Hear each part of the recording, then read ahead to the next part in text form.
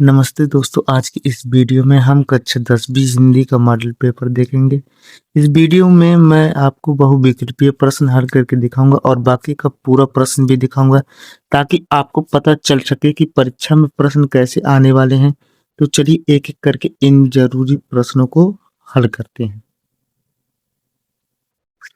तो सबसे पहले हम देखेंगे, ये देखिए हमारा मॉडल पेपर है और 2025 और 26 का है, क्लास 10 का है।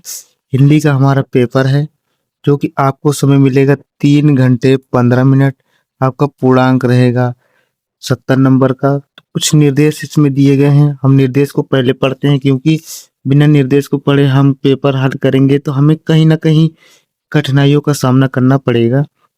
तो सबसे पहला आपका निर्देश है कि प्रारंभ के 15 मिनट परीक्षार्थी को प्रश्न पत्र पढ़ने के लिए निर्धारित है। जो आपके 15 मिनट होंगे उसमें आप जो प्रश्न पत्र दिए हैं उनको पढ़ने के लिए आपको यह टाइम दिया जाएगा। दूसरा निर्देश आपका प्रश्न पत्र 2 भाग खंड आ तथा खंड ब में विभाजित है। जो ये प्रश्न पत्र होगा आपका 2 भागों में विभाजित होगा, एक होगा खंड आ में, दूसरा होगा खंड ब में।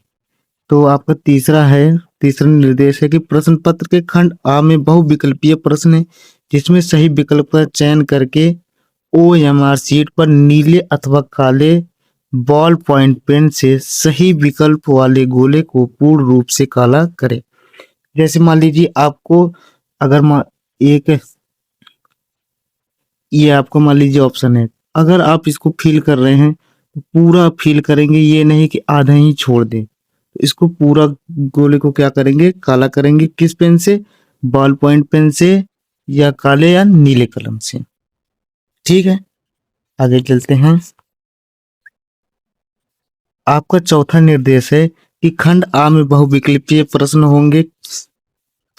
बहुविकल्पीय प्रश्न हेतु प्रत्येक प्रश्न के लिए 1 अंक निर्धारित है। जितने भी बहुविकल्पीय प्रश्न है, 20 बहुविकल्पीय प्रश्न है, सबके लिए 1-1 नंबर क्या है, निर्धारित है। सबके नंबर क्या होंगे, उनके सामने दिए होंगे और आपको एक सही करने पर 1 नंबर मिलेगा। आपका 5वां है कि OMR शीट पर उत्तर अंकित किए जाने के पश्चात उसे काटे नहीं तथा इरेजर एवं व्हाइटनर आदि का प्रयोग ना करें।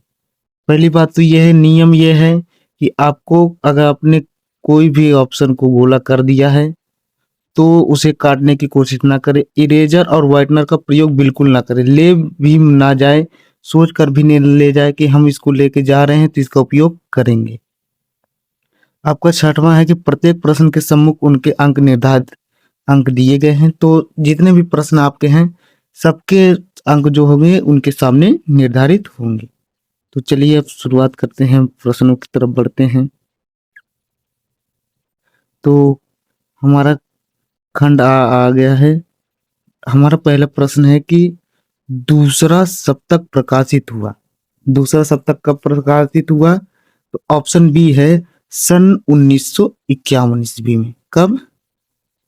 सन 1951 में। प्रश्न संख्या 2 है कि सुमित्रा नंदन पंत की रचना है। तो इनकी कौन सी रचना है? इनकी रचना है, आपने पढ़ा होगा क्लास में, पल्लव। इनकी रचना जो है पल्लव है। चलिए तीसरे क्वेश्चन पे चलते हैं। छायावाद की मुख्य विशेषता है। तो अगर आपने पढ़ा होगा क्लास में ध्यान से, तो छायावाद की प्रमुख विशेषता क्या होती है कि वो प्राकृतिक का मानवीकरण होता है। तो इसका ऑप्शन कौन सा सही होगा? ऑप्शन ए, प्रकृति का मानवीकरण। चलिए चौथे पे चलते हैं। आपका प्रश्न संख्या 4 है, मैथिली सरल गुप्त किस युग से संबंधित है? तो आपका जो राइट आंसर है वो है द्विवेदी युग। कौन सा? ऑप्शन ए, द्विवेदी युग। चलिए 5वें पर बढ़ते हैं कि केसों को कठिन काव्य का प्रेत किसने कहा? किसने कहा था भैया? जिन्होंने कहा था वो कौन थे? वो थे भैया रामचंद्र शुक्ल जी ने। रामचंद्र शुक्ल जी ने ही केसों को कठिन काव्य का प्रेत कहा था। चलिए अब 6वें वाले पे चलते हैं। प्रश्न संख्या 6 है कि अजातशत्रु नाटक के नाटककार कौन है? ये तो सबको पता होगा। 10 में पढ़ने वाले सभी जितने भी छात्र होंगे सबको पता होगा कि इसके रचनाकार कौन है, जयशंकर प्रसाद जी। ये तो सबको पता होगा। प्रश्न संख्या 7 है कि इला चंद्र जोशी की कहानियों की विषय है। कौन सा विषय है भैया उनका? तो ऑप्शन बी है आपका मनोविज्ञान। मनोविज्ञान उनका क्या था? कहानियों का विषय था। चलते प्रश्न संख्या 8 पर पढ़ते हैं। तो सन, देखिए इसमें सन जो है थोड़ा सा गड़बड़ हो गया है, लेकिन ये 1918 है। कितना है? 1918। तो 1918 से 1936 ईस्वी तक का समय है। कौन सा समय भैया? ये जितने भी यहाँ पर युग दिए गए, जितने भी युग दिए गए हैं सभी का सभी, ऑप्शन डी उपरोक्त सभी, क्योंकि प्रेमचंद युग भी इसी के अंतर्गत आता है, शुक्ल युग भी आता है और प्रसाद युग भी आता है, इसलिए सबको मिलाकर चारों का क्या हो गया है? उपरोक्त सभी, डी ऑप्शन। ठीक, आगे बढ़ते हैं। तो आपका 9वां प्रश्न है मिलान कीजिए। मिलान कीजिए का राइट आंसर, राइट ऑप्शन है ऑप्शन नंबर ए। तो जैसे मान लीजिए पहला है कि मैला आंचल, मैला आंचल किसकी है भैया? तो यह फणीश्वर नाथ रेणु जी की। अब चित्रलेखा किसका है? भगवती चरण वर्मा, सॉरी। उसने कहा था, किसने कहा था? तो इसके लेखक कौन है? चंद्रधर शर्मा गुलेरी। अब कफन भैया लास्ट बचा है, तो कफन सीधे कौन किसके पास चल जाएगा? प्रेमचंद जी के पास में। चलिए अब चलते हैं नेक्स्ट पे। तो नेक्स्ट हमारा क्वेश्चन है कि निम्नलिखित में से उपन्यास है।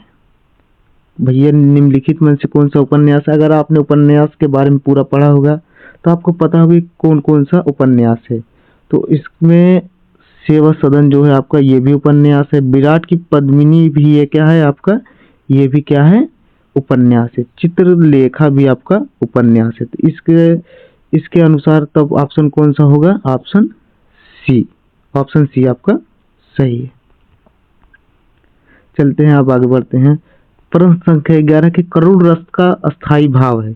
करुण रस का अस्थाई भाव क्या होता है? इसकी परिभाषा देखिए कि करुण रस, ठीक है, इसका अस्थाई भाव शोक होता है। जहां पर शोक नामक अस्थाई भाव, विभाव, अनुभव, व्याभिचारी भाव से पीड़ित रस को क्या कहते हैं? करुण रस कहते हैं। तो इसका ऑप्शन कौन सा होगा? ऑप्शन सी आपका शोक। चलिए अब आगे बढ़ते हैं। उसके बाद आपका प्रश्न संख्या 12 है। एक, मान लीजिए ये कविता है, ठीक, इस क्या है? कविता है। तो इसमें 12वां प्रश्न आपका कविता है। तो लिखा है कि सोहत ओढ़ पीत पट श्याम सलोनी गात, मानो नीलमणि सेल पर अतप प्रयोग प्रभात। उपरोक्त में से पंक्तियों में कौन सा अलंकार है? तो कल अलंकार कौन सा भैया? अलंकार आपका है उत्प्रेक्षा अलंकार। ठीक, अब चलते हैं प्रश्न संख्या 13 पे कि यह एक सममात्रिक छंद है। भैया कितना कौन सा है? सममात्रिक। सममात्रिक मतलब जिसमें कि जो मात्राएं होती है बराबर होती है। इसमें 4 चरण होते। कितने चरण भैया? 4 चरण होते। प्रत्येक चरण में 11, 13 के विराम से 24 मात्राएं होती है। किस छंद का लक्षण है? तो भैया अगर आपने इसके बारे में पढ़ा होगा तो ये कौन सा लक्षण है? आपका ऑप्शन बी है रोला। वो वाला रोला नहीं, ये वाला रोला। चलिए नेक्स्ट पे चलते हैं। प्रश्न संख्या 14 है आपका कि प्रहार शब्द में किस उपसर्ग का प्रयोग किया गया है?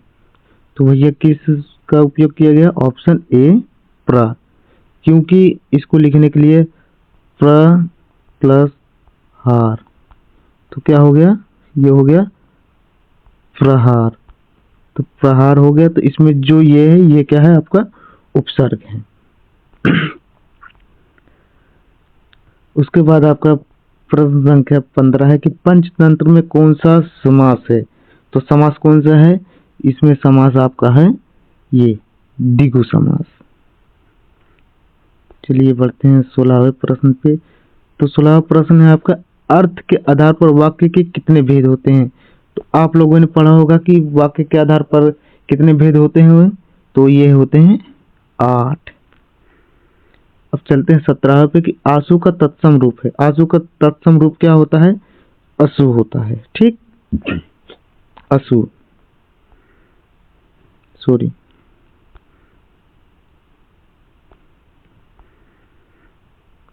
चलिए पढ़ते हैं।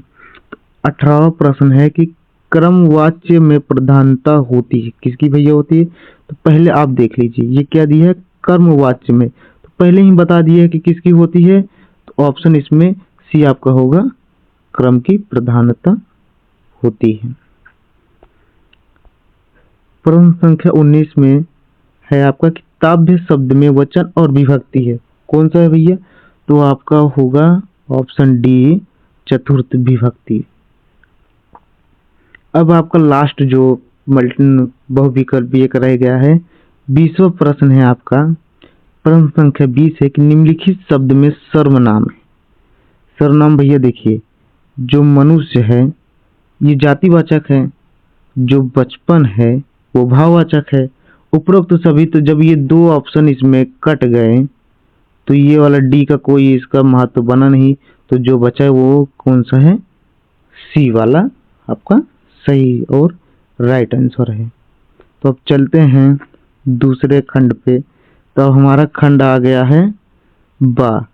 अब खंड बा में हम देखते हैं क्या क्या चीजें हैं। तो सबसे पहला प्रश्न आपका आता है खंड खंड बा में कि निम्नलिखित गद्यांश पर आधारित 3 प्रश्नों के उत्तर दीजिए।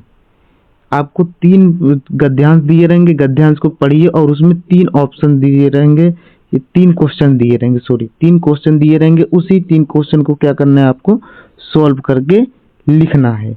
तो इसमें आपको 2 चीजें होंगी, 2 पैराग्राफ मिलेंगे, 2 गद्यांश, एक ये और एक अथवा करके। आप दोनों में से कोई भी एक लिख सकते हैं, आपको जो भी सरल लगे आप वो लिख सकते हैं। आपको ये इसमें छूट है, आपको कितना नंबर मिलेगा, 6 नंबर मिलेगा। दोनों में से आप चाहे एक को करना ही पड़ेगा। तो हम पहला वाला आपको बता दे रहे हैं। तो जैसे लिखा है कि भिन्न भिन्न धर्मों के मानने वाले भी जो सारी दुनिया के सभी देशों में बसे हुए हैं, यहाँ भी थोड़ी थोड़ी संख्या में पाए जाते हैं। और जिस तरह यहाँ की बोलियों की गिनती आसान नहीं, उसी तरह यहाँ भिन्न भिन्न धर्मों के संप्रदायों की भी गिनती आसान नहीं है। इन विभिन्नताओं को देखकर अगर अपरिचित आदमी घबरा कर कह उठे कि यह एक देश नहीं अनेक देशों का एक समूह है, यह एक जाति नहीं अनेक जातियों का एक समूह है, तो इसमें आश्चर्य की कोई बात नहीं, क्योंकि ऊपर से देखने वालों को जो गहराई में नहीं जाता विभिन्नता ही देखने में आएगी। तो आपको इसमें 3 प्रश्न होंगे, 3 प्रश्न को आपको क्या करना है, लिखना होगा। रेखांकित वाला ये जो नीचे रेखा लगी है इन्हीं को आपको क्या करना है, व्याख्या करना है। चलिए अब नेक्स्ट क्वेश्चन पे चलते हैं। जैसे अभी आपने गद्यांश को किया है उससे आपको अब क्या करना है, पद्यांश का भी करना पड़ेगा। इसमें भी आपको कितने 3 क्वेश्चन दिए रहेंगे और आपके पास 2 ऑप्शन रहेंगे। आप चाहे तो पहला वाला कर लीजिए, ये वाला कर लीजिए, और चाहे तो आप अथवा करके जो दिया गया है इसको कर सकते हैं। तो आपको जो भी इनमें से सरल लगे आप उसको कर सकते हैं। चलिए नेक्स्ट क्वेश्चन पे चलते हैं।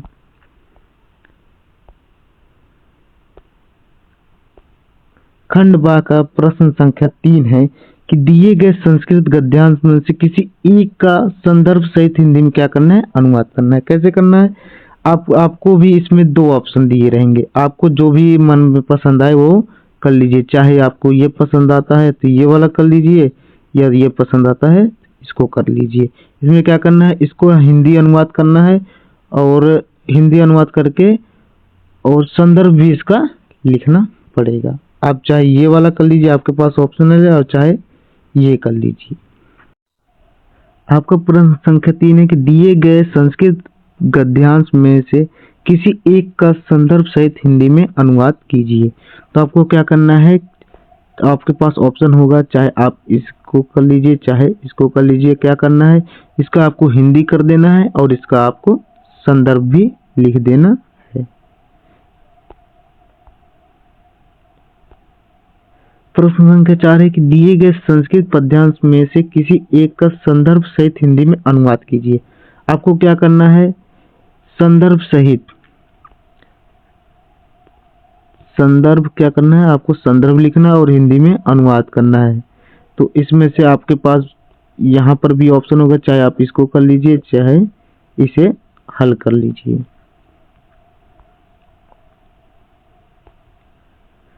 प्रश्न संख्या 5 है कि अपने पठित खंड काव्य के आधार पर निम्नलिखित प्रश्नों में से किसी एक का उत्तर दीजिए।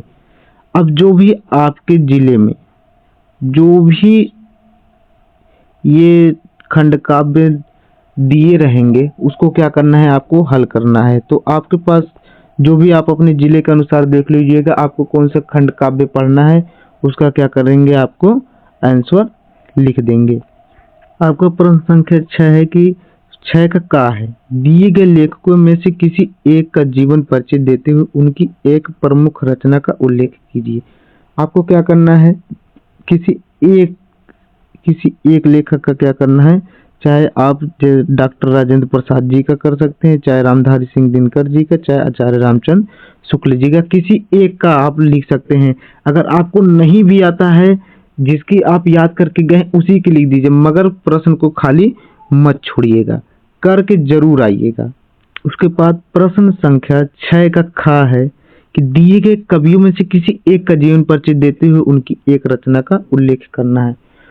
तो रचना भी लिखना है, उनके जीवन परिचय को भी क्या करना है, आपको लिखना पड़ेगा। तो आप इसमें से किसी एक का लिख सकते हैं, ये नहीं कि आप तीनों को लिखने की कोशिश कीजिएगा। ऐसा करेंगे तो आपका टाइम भी चला जाएगा और आपका जो टाइमिंग जाएगा ही जाएगा, और टाइमिंग चला गया तो समझ लीजिए जो बाकी के प्रश्न बचे रहेंगे आप उसको हल नहीं कर पाएंगे। तो एक ही लिखना है, किसी एक को आपको जो भी सरल लगे आप लिख दीजिएगा। जैसे मान लीजिए इसमें बिहारी लाल का है, सूरदास जी का और मैथिली शरण गुप्त जी का है, ठीक है, और आप महादेवी वर्मा जी का याद करके चले गए, ठीक है, और वो चले गए तो आपको उसमें ऑप्शन मिला नहीं, तो आप क्या करेंगे, उन्हीं का जीवन परिचय लिखेंगे। बशर्ते ये है कि आपका नियम ये है, जिसका लिख रहे हैं, जिनका दिया गया उन्हीं का नाम डाल देंगे, बाकी सन बदल देंगे, बाकी वो चीजें वहीं डाल देंगे, कोई दिक्कत नहीं रहेगी। एग्जामिनर ये नहीं चेक करता कि आपने कैसे लिखा है, क्या लिखा है उसके अंदर, ये नहीं, उसको एक फॉर्मेट चाहिए कि फॉर्मेट में है तो वो आपको नंबर देने की पूरी पूरी कोशिश करेगा। अगर फॉर्मेट में नहीं रहेगा तो नंबर नहीं देगा।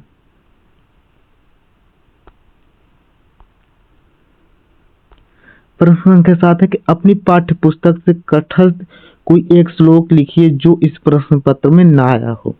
देखिए आपको क्या करना है कि एक श्लोक लिखना है, तो श्लोक कौन सा लिखना है कि जो इस प्रश्न पत्र में ना आया हो। अब भाई अगर मान लीजिए आप जो याद किए थे वो प्रश्न पत्र में आ गया, अब आप क्या करेंगे, तो आपको घबराना नहीं है। अगर आपके पास कोई ऑप्शन नहीं बचता है तो आप उसको लिख सकते हैं, क्योंकि एग्जामिनर आपका उत्तर पुस्तिका लेकर नहीं बैठता है और उसके पास इतनी कॉपियां रहती है कि वो जांचते समय ये नहीं चेक करता है कि आपने उसी प्रश्न पत्र से लिख दिया है या नहीं लिखा है। तो आपको लिखना जरूरी है, आप वही लिखिए, लेकिन लिखिए जरूर, छोड़ के मत आइएगा।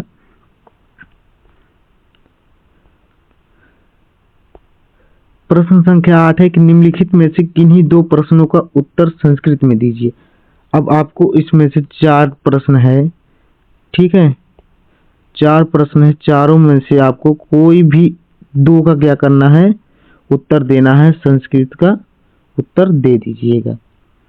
कोई भी जो भी आपको लगता है कि आपको जो भी आता होगा वो कर दीजिए। जैसे चंद्रशेखर का अस्ति, चंद्रशेखर देशभक्त अस्ति, ठीक, इसका यही आंसर होगा। उसके बाद प्रश्न संख्या 9 है कि निम्नलिखित में से किसी एक विषय पर निबंध लिखिए। आपको 4 ऑप्शन दिए रहेंगे, 4 में से आपको जिस पर भी निबंध आता है आप उसमें लिख देंगे। आपको शब्द सीमा भी दिया रहेगा, 200 शब्दों में लिखना है।